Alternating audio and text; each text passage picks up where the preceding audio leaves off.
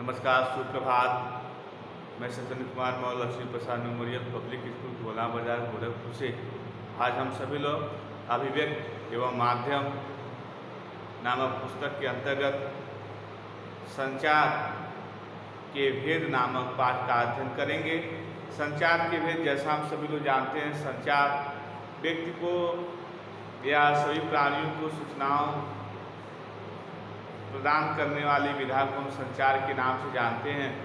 और ये संचार के जो भेद होते हैं वह मुख्यतः 3 प्रकार के होते हैं। पहला जो होता है, आप देखिए, पहला उसको हम मौखिक संचार के नाम से जानते हैं।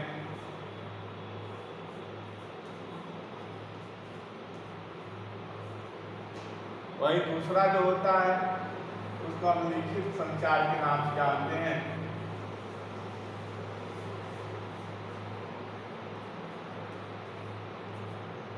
तीसरा जो होता है वह होता है सांकेतिक।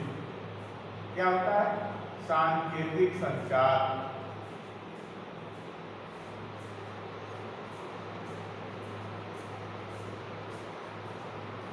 तो मौखिक संचार जो होता है, आप देखेंगे मौखिक संचार नाम से या किसको प्रत्यक्ष संचार के नाम से भी जानते हैं।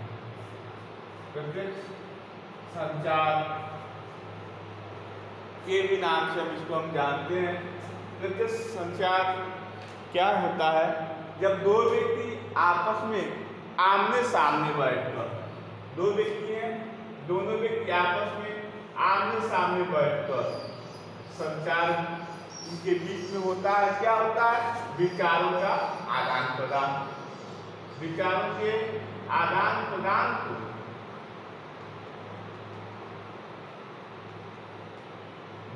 के आदान प्रदान को भी हम संचार के नाम से जानते हैं। तो जब दो व्यक्ति आपस में आमने सामने बैठ के अपने विचारों के आदान प्रदान करते हैं तो वहाँ पर प्रत्यक्ष संचार होता है। लेकिन इस संचार की सबसे बड़ी जो विशेषता यह होती है कि यह संचार तभी व्यापक स्तर पर सही माना जाता है कि इनकी और भाषा दोनों में भाषा, ठीक, इनकी भाषा को क्या करें? यह समझें और इनकी भाषा को यह समझें। ऐसे स्थिति में हम कर सकते हैं। फिर देखिए, मिटा के लिख रहे हैं, स्पष्ट हो जाए कि दो व्यक्ति हैं, मान लीजिए दोनों व्यक्तियों के बीच में संचार हो रहा है। तो संचार क्या है? विचारों का आदान प्रदान। विचारों का आदान प्रदान, सही है। तो दोनों व्यक्तियों के विचारों का जो आदान प्रदान है, तो स्वाभाविक है कि अभी जब बोलेगा मौखिक रूप से तो किसी भाषा का सहारा लेगा। तो किसी भाषा के माध्यम बनती है। यह व्यक्ति अपनी बात को इनसे कहेगा। यह भी तो भाषा का इशारा लिया। अब प्रश्न ये उठता है कि यदि इसमें, अब भाषा क्या थी? हिंदी भाषा में इन्होंने अपनी बात रखी। इनके पास यह व्यक्ति 2 हो गए, व्यक्ति 1 हो गया। दूसरा व्यक्ति ने उत्तर जो दिया वह किस भाषा में दिया? हिंदी भाषा में। तो संचार हो गया। संचार, इधर से बात गई इनके पास, इधर से बात आ गई इनके पास, तो संचार हो गया। लेकिन यदि यह व्यक्ति हिंदी नहीं समझ पा रहा है, दूसरे वाले व्यक्ति को क्या आ रही है? गुजराती आ रही है। हिंदी क्या हो रही है? नहीं आ रही। क्या आ रही है? गुजराती। तो जब यह इसको संचार दिए, सूचना दिए, तो यह हिंदी भाषा का प्रयोग किए हिंदी भाषा का, लेकिन यह तो हिंदी समझ ही नहीं रहा है, तो इनकी सूचनाओं को यह प्राप्त नहीं करता है। तो इसने अपनी बात को जब रखा तो हिंदी भाषा में रखा, किस भाषा में रखा? गुजराती भाषा में रखा। जब वह गुजराती भाषा में रखा तो ऐसे स्थिति में अब यह नहीं समझ पाए। क्यों? क्योंकि इसको हिंदी नहीं आ रही है, इनको क्या नहीं आ रही है? गुजराती नहीं आ रही है।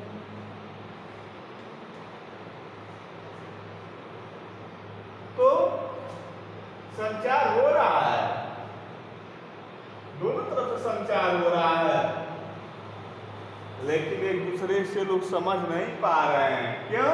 क्योंकि दोनों बीच में क्या अंतर है? दोनों के अंदर भाषा की अनभिज्ञता, भाषा की क्या है? अनभिज्ञता। भाषा की अनभिज्ञता होने के कारण दोनों लोग एक दूसरे की बातों को समझा नहीं पा रहे हैं। तो कहने का तात्पर्य है कि संचार तभी सफल हो पाएगा जब दोनों लोग एक भाषा भाषी को जानते हैं। जैसे आप देखेंगे कि मान लीजिए कोई क्लास है, ये मान लीजिए कक्षा है,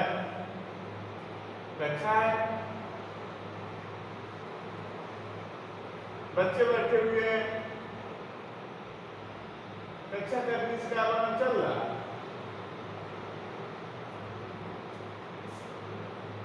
और अध्यापक हैं आप,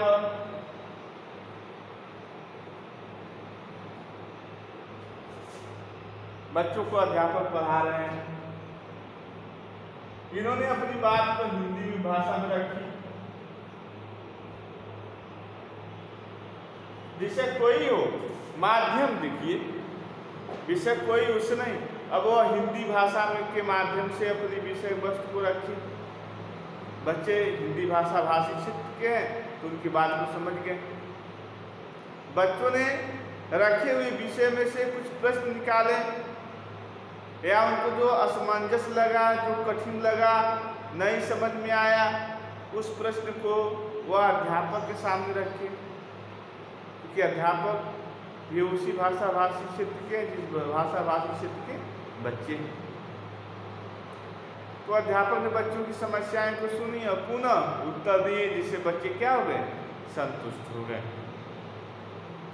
और इस तरह से अध्यापक ने अपनी बात रख दी और बच्चे ने उनकी बात सुन ली, और समझने के बाद जो नहीं समझ में आया उस समस्या को अध्यापक के सामने रख दिए, जिससे क्या हो गया? समस्या का निराकरण या निदान हो गया। अब ऐसे स्थिति में दोनों लोग भाषा से एक ही भाषा के विज्ञ हैं। अब दूसरा उदाहरण, कक्षा है, ये कक्षा है आपकी, कक्षा का वातावरण बता रहे हैं। कक्षा मतलब क्लास की, क्लास है, बच्चे बैठे हुए हैं,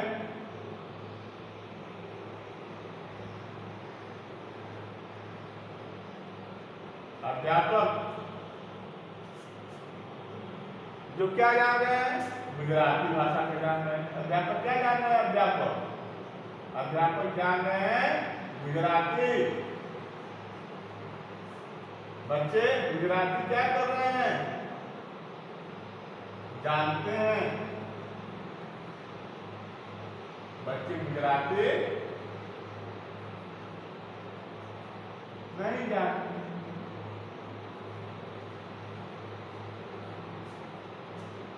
अध्यापक गुजराती जान रहे हैं, अब बच्चे गुजराती नहीं जानते। अब ऐसे स्थिति में अध्यापक ने पढ़ाई गुजराती भाषा में, गुजराती भाषा का माध्यम बनाकर उन्होंने मैथ पढ़ाया, हिंदी पढ़ाया, गणित पढ़ाया, साइंस पढ़ाए, SST पढ़ाएं, हिस्ट्री पढ़ाएं, जो भी पढ़ाएं। लेकिन उनका माध्यम क्या था पढ़ाने का? गुजराती माध्यम। गुजराती माध्यम का सहारा लेकर उन्होंने हिंदी पढ़ाई, SST पढ़ाई, साइंस पढ़ाए, मैथ पढ़ाए। बच्चे समझ नहीं पाए। क्यों नहीं समझ पाए?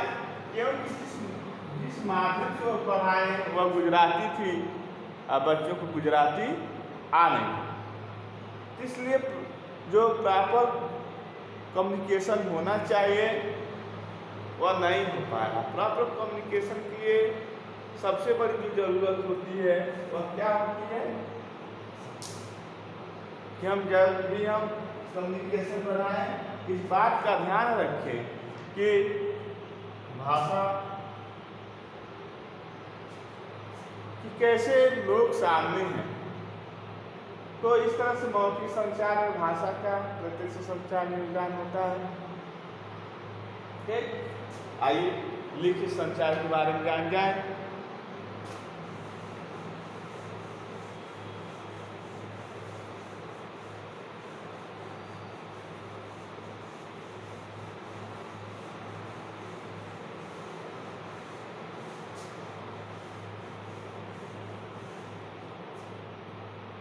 दूसरी चीज देखें, मौखिक में दूसरी चीज देखें कि यह अस्थायी होता है। अस्थायी, जैसे कि अटल बिहारी वाजपेयी बहुत अच्छे प्रवक्ता थे, वक्ता थे, लेकिन आज हमारे बीच में नहीं है। तो उनकी जो आवाज है उससे हम क्या हो गए? वंचित। क्लास में एक अध्यापक पढ़ा रहा है, कितना भी बेहतर पढ़ाए, लेकिन क्लास में जितने बच्चे बने रहेंगे वही उसकी बात को सुन पाएंगे। क्लास बहुत बड़ी हो जाएगी तभी भी नहीं सुनाई देगा। तो कहने का तात्पर्य एक सीमाओं में बद्ध होती है, सीमाबद्ध होती है। क्या होती है? सीमाबद्ध होती है। इसकी एक सीमा निश्चित होती है, मौखिक संचार वहीं तक होगा। लेकिन वहीं लिखित संचार इसका विपरीत है। लिखित संचार को अप्रत्यक्ष संचार भी कहते हैं। क्या कहते हैं? अप्रत्यक्ष। अप्रत्यक्ष संचार।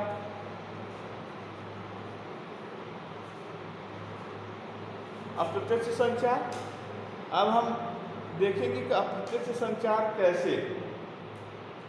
तो लिखित संचार, अब देखिए लिखित मतलब लिपिबद्ध।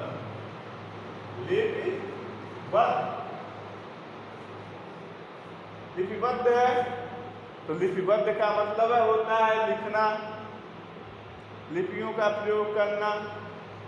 तो देखेंगे कि मुंशी प्रेमचंद जी, मुंशी प्रेमचंद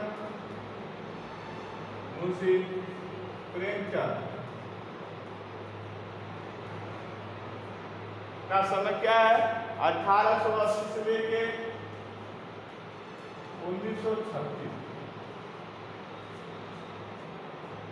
1880 से लेकर 1936 तक का मुंशी प्रेमचंद जी का सफर। इस दौरान उन्होंने अनेक कहानी, उपन्यास, नाटक लिखे। इसलिए उन्हें कथा सम्राट के भी नाम से उन्हें जाना जाता है। किसे? मुंशी प्रेमचंद से। चाहे वह नमक का दरोगा हो,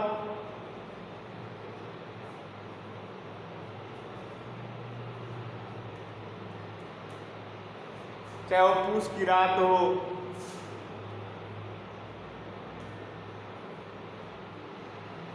चाहे वो कफन हो,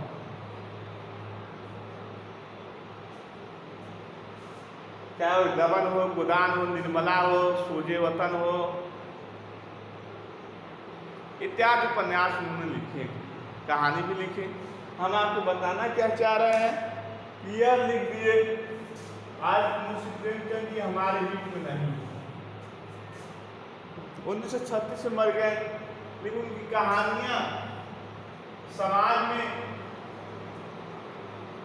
समाज को क्या संदेश दे रही हैं, क्या संदेश दे रही हैं, वह हमें देखने को मिल रहा है। समाज में क्या संदेश दे रही हैं, कहानी की विषय वस्तु क्या है। अपनी कहानियों के माध्यम से मुंशी प्रेमचंद किन चीज़ों को प्रकाश डालने का प्रयास कर रहे हैं, समाज के किन चीज़ों को वह अपनी रचनाओं के माध्यम से सबको बताने का प्रयास कर रहे हैं, वह सब चीज़ें हमें उनकी कहानियों में देखने को मिलती हैं। कहने का मतलब है कि अप्रत्यक्ष आज 5 में भी बच्चा मुंशी प्रेमचंद की कहानियाँ पढ़ता है, 10 में भी पढ़ता है, इंटर भी पढ़ता है, BA में पढ़ता है, MA में भी पढ़ता है। जैसी कहानियाँ वैसे रखी जाती हैं। तो कहने का तात्पर्य है कि लिखित जो संचार होता है लिपिबद्ध होता है। अब मुंशी प्रेमचंद की जो कहानियाँ हैं, चाहे जयशंकर पर निराला की रचनाएँ जो हैं वह लिपिबद्ध हैं। कबीरदास जी के समाज सुधारक दोहे वह भी लिपिबद्ध हैं। वह हमारे पास, वह हमारे लोगों के बीच में है ही नहीं, फिर भी उनकी रचनाएं उनके एक सजीव चित्रण का आभास कराती हैं। इस तरह से हमें जिसे हम कहते हैं, इसीलिए से कहते हैं अस्थाई। क्या होता है, अस्थाई संचार होता है।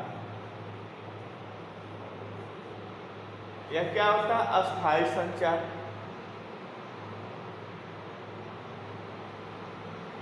यह एक बार सृजित कर दिया जाता तो लंबे समय तक ये चलता रहता है। इसको हम अस्थाई संचार के नाम से भी जानते हैं। दूसरी बात, इसका कई भाषाओं में अनुवाद हो जाता है। अध्यापक एक है, बहुत पढ़ाएगा 3 से 4 भाषाओं में पढ़ा सकता है, 20 भाषाओं में नहीं पढ़ा सकता है। लेकिन कहानी जो है वह 20 भाषाओं में 20 भाषाओं में से ज़्यादा, 20 भाषाओं से ज़्यादा में उसका अनुवाद हो, 20 भाषाओं से ज़्यादा में उसका अनुवाद हो सकता है। इस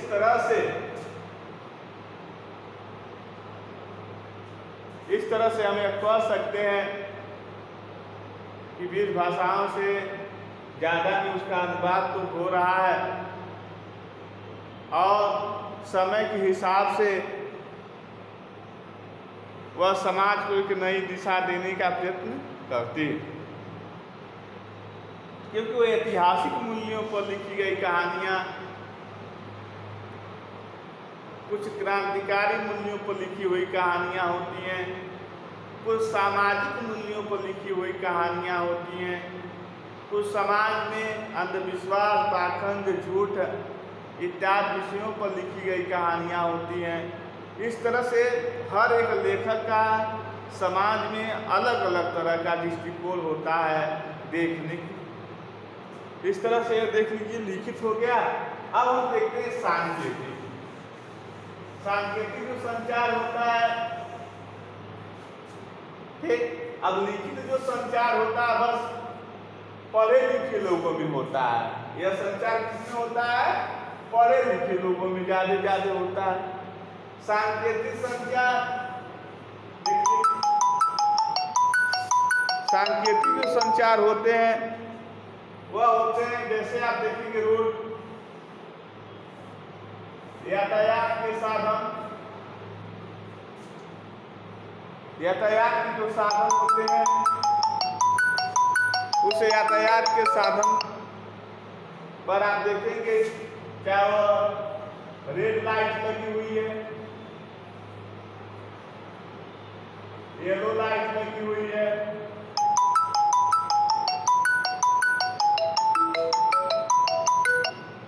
येलो लाइट लगी हुई है, ग्रीन लाइट लगी हुई है। इसके माध्यम से संकेत दे रहे हैं। कहीं ऐसे सिंबल लगा हुआ है, कहीं ऐसे, कहीं मोबाइल में आप देखेंगे मोबाइल का ऐसे तस्वीर बनी हुई है, इसको ऐसे कर दिया गया है। सिगरेट नहीं पीना है, ऐसे करके आग जला दी गई है, इसको ऐसे कर दिया गया। तो इस तरह से ये बनते हैं, ये सांकेतिक संचार हुआ।